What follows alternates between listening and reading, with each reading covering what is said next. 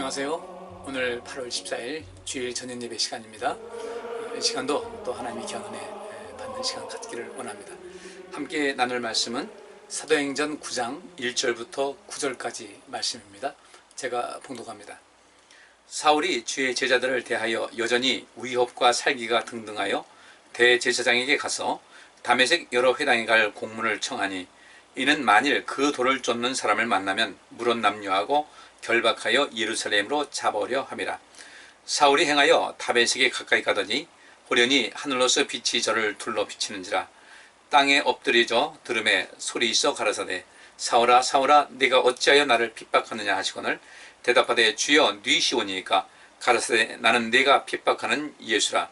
네가 일어나 성으로 들어가라. 행할 것을 네게 이를 자가 있느니라 하시니, 같이 가던 사람들은 소리만 듣고 아무도 보지 못하여 말을 못하고 섰더라. 사울이 땅에서 일어나 눈은 떴으나 아무것도 보지 못하고 사람의 손에 끌려 다메섹으로 들어가서 사흘 동안을 보지 못하고 식음을 전폐하니라. 아멘. 본문 말씀은 기독교 역사에 큰 획을 긋는 사건 중에 하나라고 볼 수가 있어요.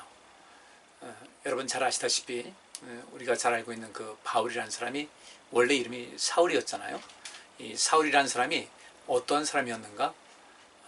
정말 기독교인들 눈에 볼 때는 굉장히 잔인한 사람이었고, 피도 눈물도 없는 사람이었고, 바늘로 찔러도 피 한 방울 안 나올 만한 그런 사람이었습니다. 그런데 그런 사울이 하나님을 믿고 또 율법의 최고 대가라 불렸단 말이죠. 그러면 율법의 기본 정신은 무엇이겠습니까? 생명이거든요. 생명 살리는 것이 율법의 가장 핵심적인 내용이에요. 그래서 예수님께서 가르치신 대로 율법의 가장 큰 가르침은 무엇입니까? 첫째는 하나님 사랑이고 두 번째는 이웃 사랑이다. 이거는 어떤 어떤 서기관이 와서 예수님께 물은 거예요.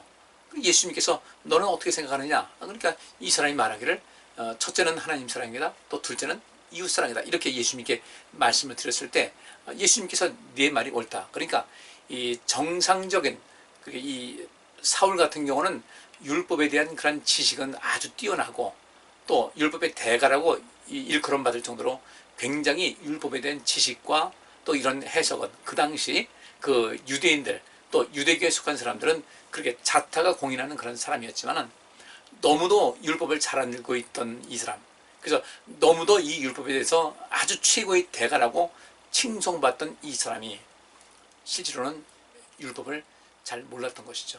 그 핵심 가치를 몰랐다는 겁니다. 이 사울이라는 사람의 그 성장 배경이라든지 그 이런 모든 것은 사실 뭐 자세하게 나와 있는 것은 없어요. 단지 이 사울이라는 사람이 이후에 바울이 돼서 성경을 기록을 하고 또 그 위에 여러 이제 문헌을 통해서 나타나는 것을 볼 때 뭐 나름대로 유추할 수 있는 것은 있지만 그것은 뭐 절대적인 것은 아니니까, 어쨌든 이 사울이라는 사람이 이제 바울로 이름이 바뀌는 가운데, 물론 이렇게 예수님을 다메섹에 가는 그 길에서 만났다고 해서 그가 모든 것이 완전히 그 순간에 바뀐 것은 아니었어요. 오랜 세월이 걸렸죠. 그런데 그 자체가 방향 전환을 할 수 있는, 그의 삶이 방향 전환을 할 수 있는 큰 사건이었기 때문에 이 사건은 정말 기독교 역사에서 가히 상당히 최고봉에 오르는 그런 사건이었다고 볼 수가 있습니다. 여러분 또 이 내용을 너무도 잘 알고 계시잖아요.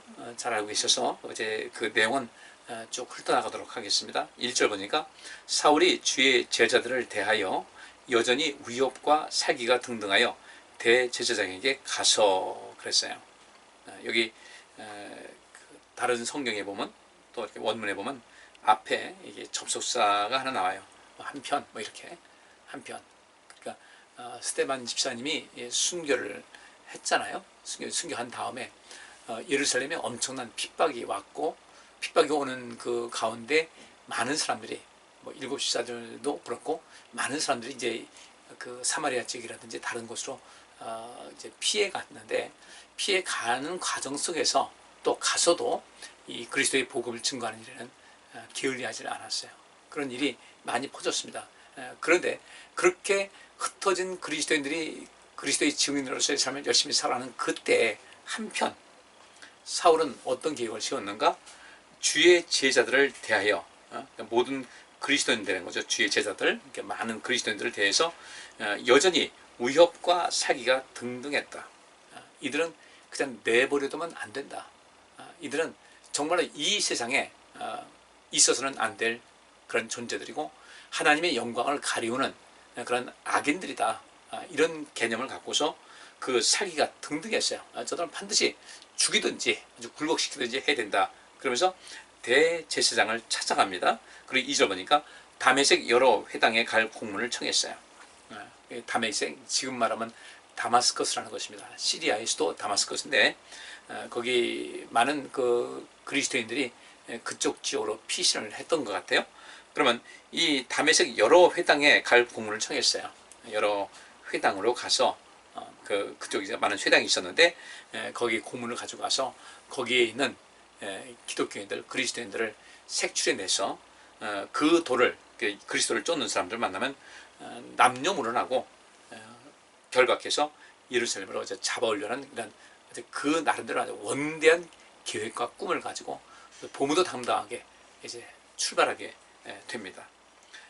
이 과정이 뭐 상당히 핵심적인 내용만 이렇게 나와 있기 때문에 그 가운데 있었던 모든 이야기는 사실 많이 생략이 됐어요. 그래서 우리는 그것을 유출해 볼 수밖에 없어요. 보통 일반적으로 이랬을 것이다 라고 이제 유추하는 그런 것인데, 자, 사울이 이제 그 결단을 하고 대제사장에게 공문을 받아가지고 그리고 이 다메섹에 있는 많은 회당들을 찾아다니면서 그 안에 들어와 있는 예수님께서도 회당에 가서 이제 말씀도 가르치고 하셨으니까 그렇게 또 모이는 일에 힘을 다하고 있으니까 분명히 회당에 올 것이다. 그래도 거기서 전도할 것이다. 그래서 거기 가서 이제 그런 모든 사람을 색출하려고 이제 다메섹을 향해 가는데 갑자기 하늘에서 빛이 저를 둘러 비쳤어요. 그러니까 호련히 하늘로서 빛이 저를 둘러 비쳤다. 내리쳤다. 낮일 텐데 아마 그보다 더 낮이지만 더 환한 빛으로 지금 어떤 그 무대에서 어떤 연주회라든지 연극할 때 그 주인공이라든지 또 그 연주하는 일본 사람에게 스포트라이트를 켜듯이 그렇게 빛이 비춰진 것 같아요. 여기서 사울은 그냥 땅에 엎드러지고 말았어요. 그 빛 때문에 너무 화나서 빛이 너무 강해서 앞을 못 보게 됐는지 아니면 다른 이유인지 자세히 나와 있지는 않지만 그 빛이 너무 좀 강렬하다 할까? 아니면 특별했기 때문에 그래서 낮인데도 불구하고 그 빛이 그를 둘러 비칠 정도로 비치는 것이 이렇게 인식될 정도로 했으니까 그 땅에 엎드려졌으면 너무 뭐 어떤 초자연적인 그런 사건 그런 상황이 되다 보니까 그런 얼른 무릎을 꿇지 않았을까, 엎드러지지 않았을까, 정신을 혼미한 이런 상태에 되지 않았을까 이렇게 생각이 듭니다. 근데 땅에 엎드러졌는데 그 한 음성이 사울에게 들렸어요. 사울아 사울아 내가 어찌하여 나를 핍박하느냐, 왜 나를 박해하느냐 이렇게 묻습니다. 그러니까 이 사울이 주여 누구십니까? 라고 묻습니다. 주여 누구십니까? 여기서 주여라고 말하잖아요. 퀴리오스라는 그런 그 히라버인데 이 퀴리오스라는 건 주인과 그 집에 있는 하인의 그런 관계에서 종이 주인을 부를 때 주님 이렇게 이야기를 합니다. 주여 이렇게 합니다. 주여 누구십니까? 그러니까 자신보다 어떤 지위나 권세가 상당히 높은 사람을 가진 누군가를 호칭할 때 주여 이렇게 하거든요. 우리 예수님, 우리 하나님도 우리가 주여라고 부르지 않습니까? 이게 주님이라고, 주인이라는 거죠. 주인님이시다.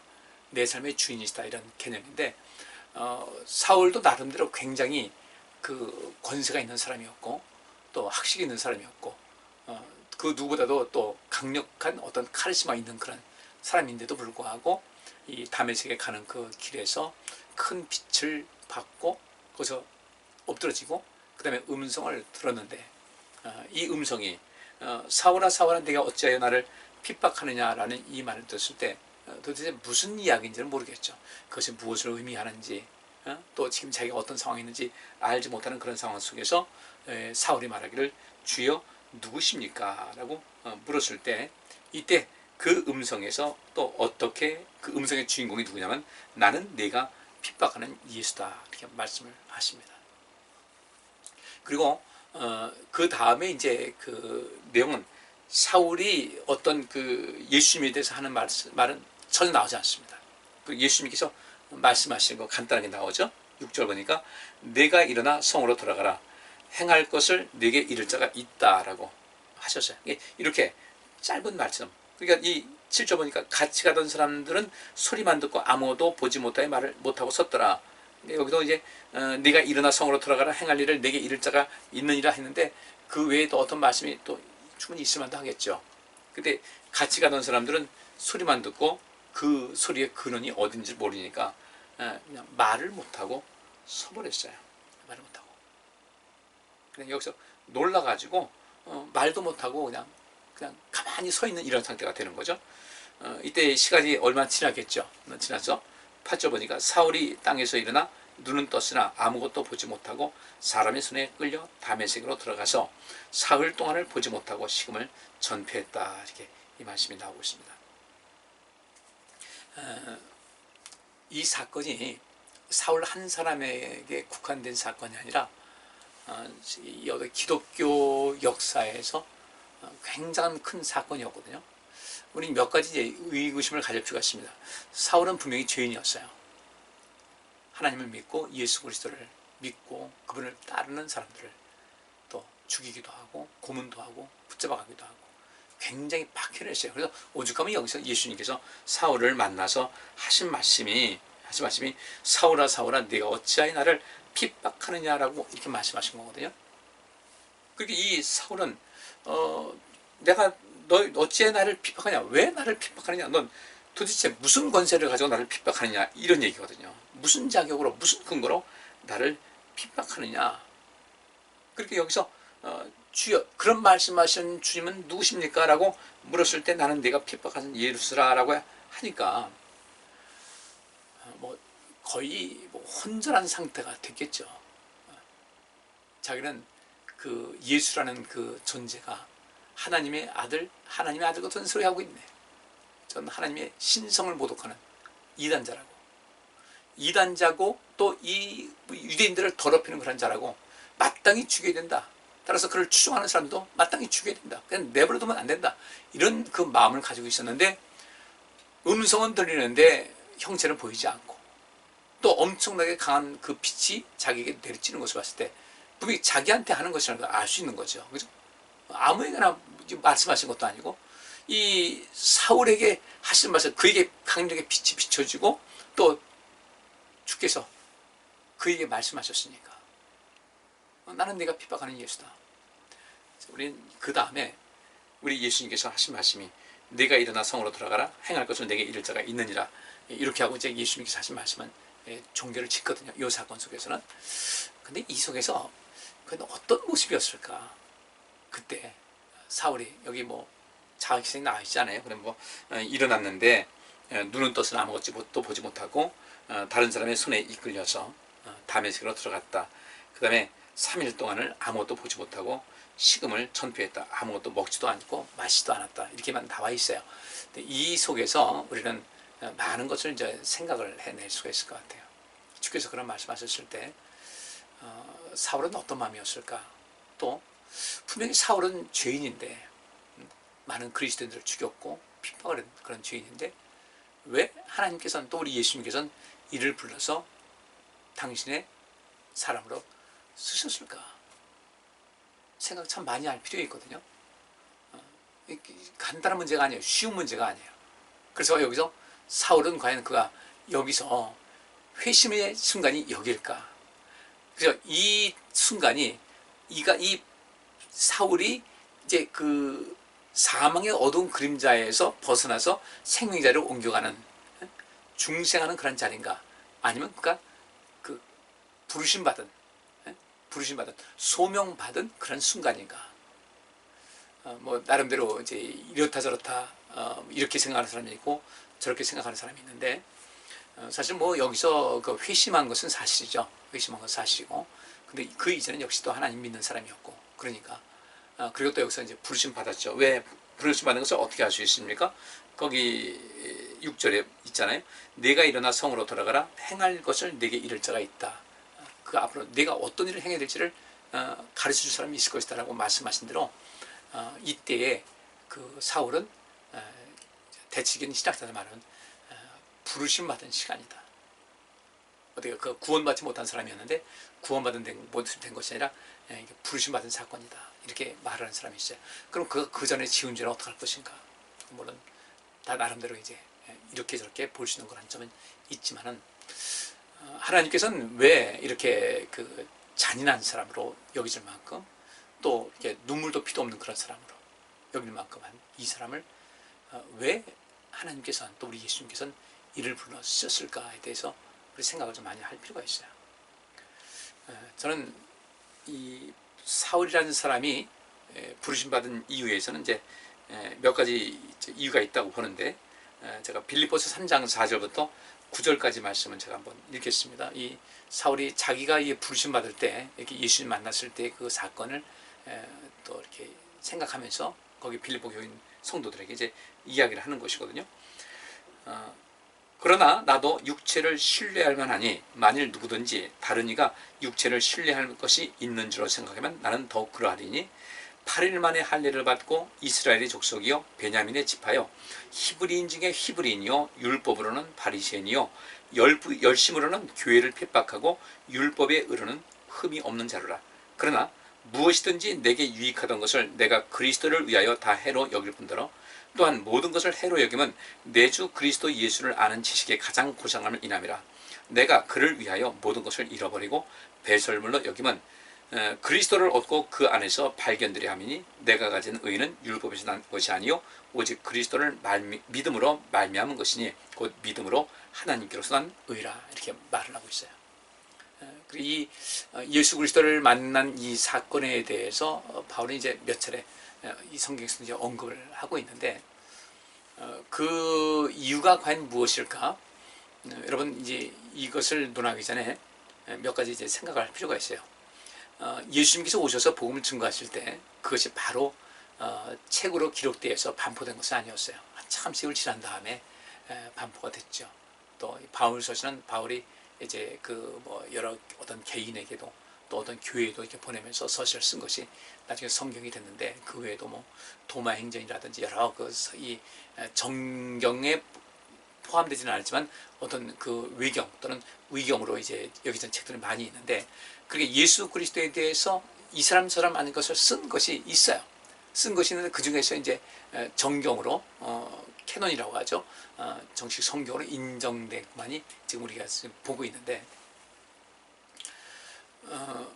그 모든 것이 나오기 전에 그 초기 기독교인들이 대했던 하나님 말씀은 구약 성경이었어요.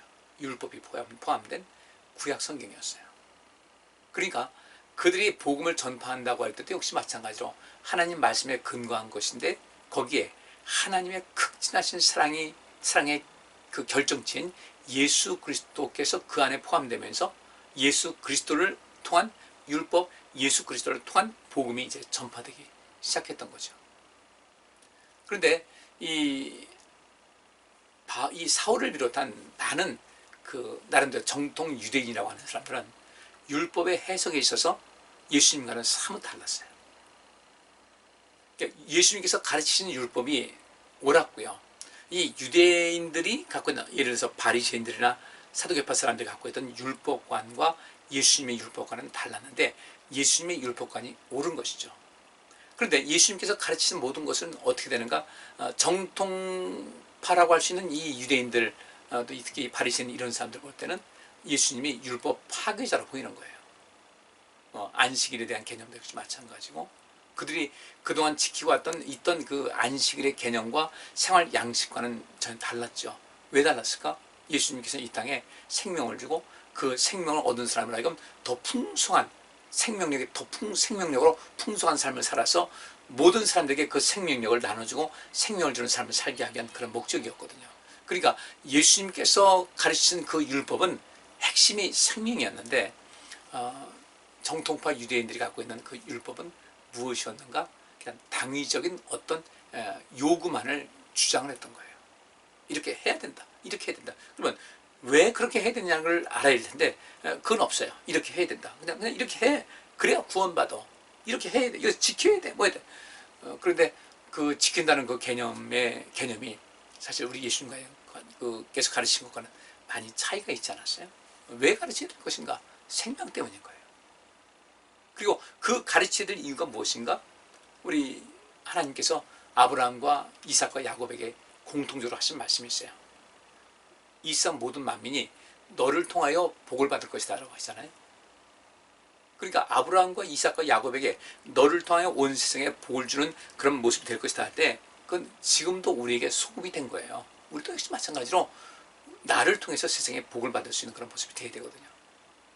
그런데 유대인들, 이 유대교에 심취되어 있는 유대인들에게는 그런 것은 관심이 없었어요. 특별히 그 유대교의 그 종교 지도자들, 이 당시에는 사울도 거기에 포함이 되겠죠. 율법을 바라보는 그런 모든 것이 관점이 달랐다는 거예요. 그들은 자기들 율법을 잘 지킨다, 많이 알고 있고, 많이 알고 있는 것하고 많이 지키는 것하고 이게 완벽하게 비례하는 건 아니거든요. 많이 알고 있지만은 실제로 제대로 행하지 못하는 경우도 많이 있으니까. 그런데 이 사울은 율법은 많이 알고 있었는데 율법의 기본 정신이 무엇인지를 모르고 있었어요. 생명이라는 것은 까맣게 잊은 거죠. 나중에 예수 그리스도를 만나고 나서 율법의 핵심 가치가 곧 생명이라는 것을 깨닫고 난 다음에 그런 생명 사역을 해서 일평생을 하나님께 헌신했던 그런 사람이었습니다. 그러면 여기 이 사울이 이후에 이제 바울에 대해서 빌립보 교회 성도들에게 뭐라고 얘기하냐면, 나도 육체를 신뢰할 만하다는 거예요. 그 가운데서도 사울 못지않게 자기 율법주의자다 하면서 율법을 내세우고 이렇게 저렇게 나름대로 똑똑한 이체 하는 그런 사람들 많이 있었을 거 아니겠어요? 이때 그들을 향해서 나도 육체를 신뢰할 만하다. 나의 육체를 신뢰할 만하다. 그러면 여기서 육체를 신뢰할 만하다고 빌립보서 3장 4절에 말씀하고 있는데, 여기서 육체라는 것은 무엇이냐면 살크스라는 그 단어가 쓰여지는데, 이것은 인간성이라고도 번역이 돼요. 그 다음에 육체적이나 또 도덕적으로 연약성을 지닌 인간이다 이거죠. 사울은, 또 이후에 바울은 나도 육체를 신뢰할 만하다라고 얘기했는데, 여기서 육체를 신뢰할 만하다는 것은 겉으로 볼 때 나는 남들이 볼 때 저 사람 좀 멋있어, 대단한 실력자야, 이렇게 여길 정도로 나는 태어나서 8일 만에 할례를 받았다.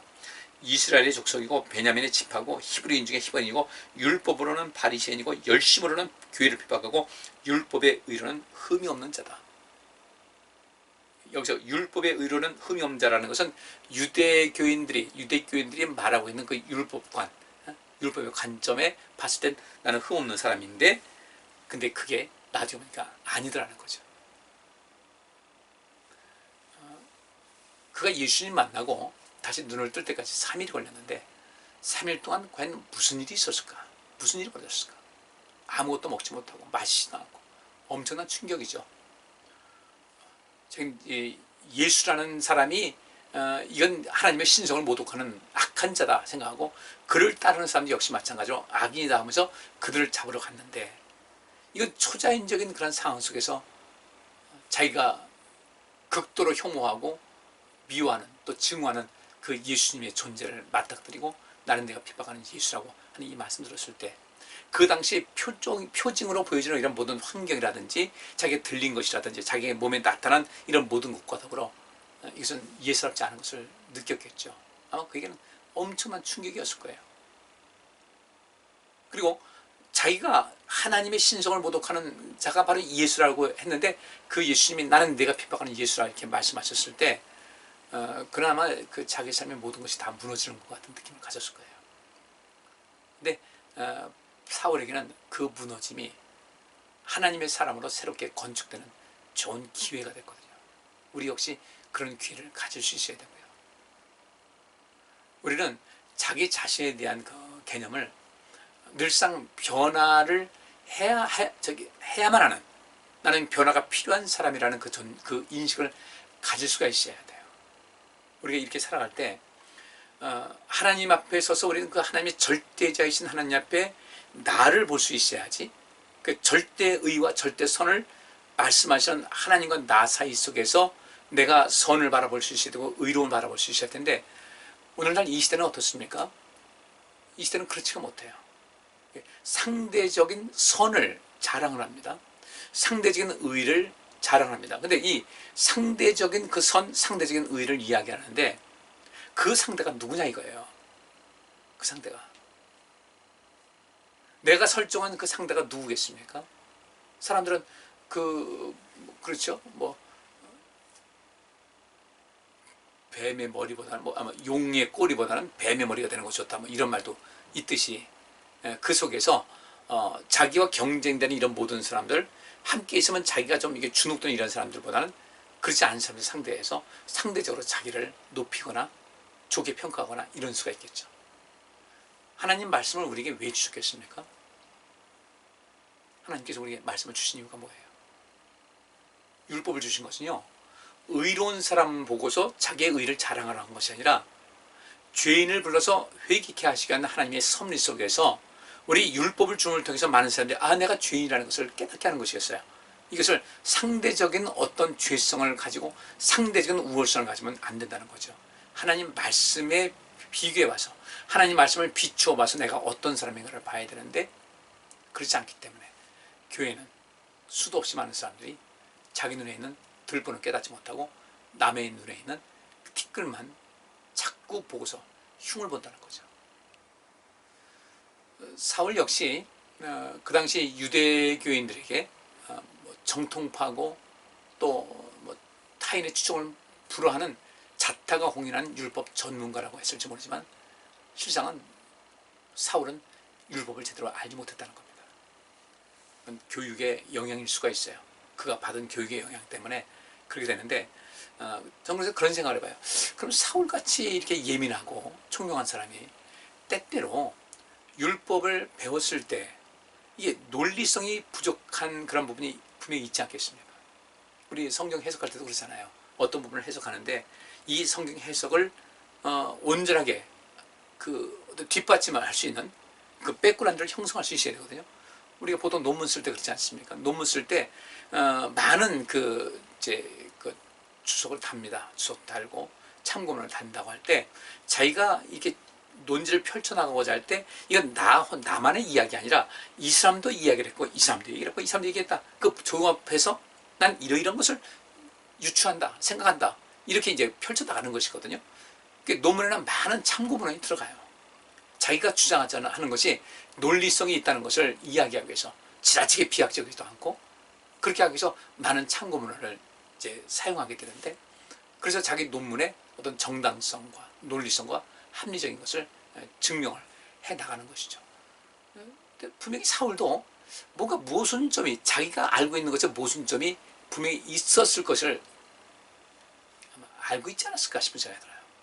저도 그래서 이 성경을 해석하고자 할 때 설교하면서 해석하자고 할 때 이것이 정말 제가 말하고 하자는 것이 분명 문제가 없는 것을 확실하게 할 수 있어야 돼요. 정말 문제가 없다.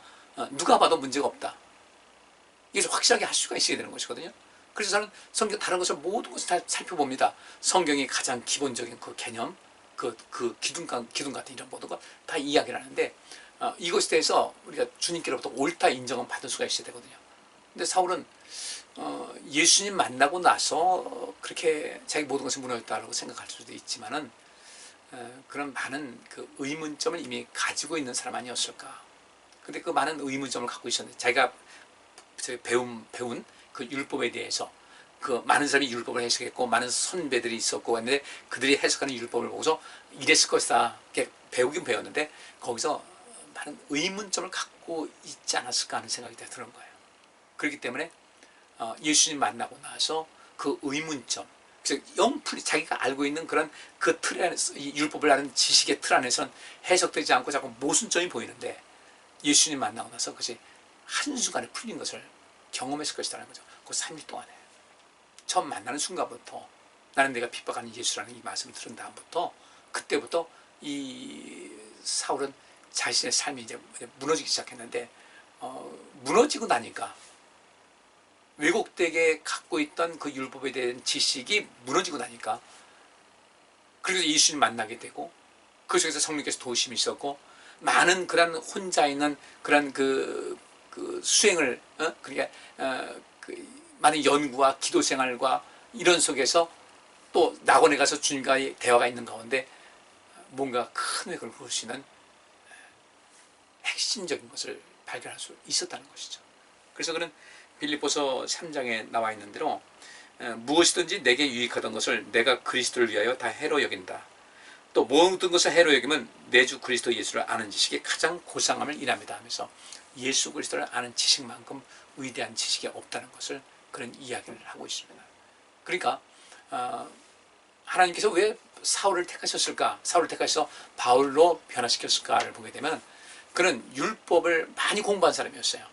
근데 율법을 공부하면서 뭔가 이상한 것이 있다. 이건 잘 해석이 안 된다. 앞뒤가 안 맞는다. 그런 것이 있어서 나름대로 열심히 또 노력도 하고 연구도 했을 텐데 예수 그리스도를 만남을 통해서 그가 계속해서 이게 이해되지 않고 해석되지 않는 그런 부분이 한순간에 해석이 됐다는 것이죠.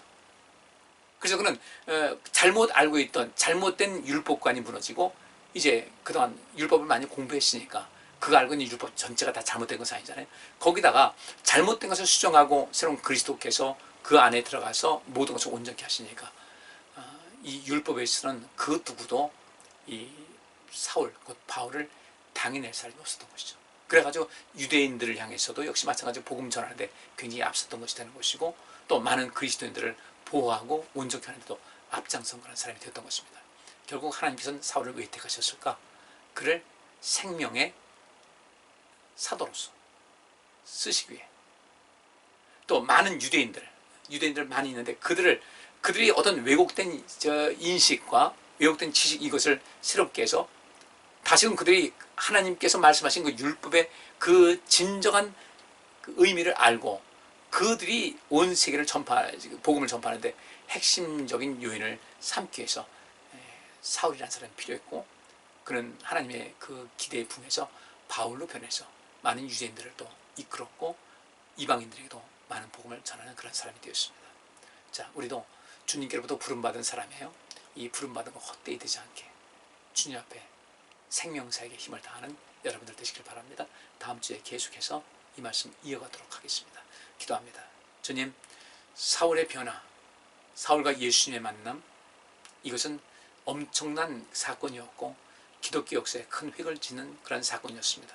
주님, 저희들도 기독교 역사에 이 생명사의 현장에 놀랍도록 주님께로부터 기억된 바 되는 그런 삶을 살아갈 수 있도록 복 내려주시고 저희들 힘을 다해서 주의 말씀에 몰입하고 힘을 다하여 생명사에게 열심을 내게 하여 주옵소서.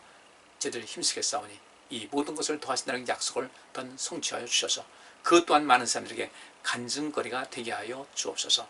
예수 그리스도 이름으로 기도하옵나이다. 아멘. 예, 감사합니다. 이 한 주가 너무 편안하시기 바랍니다.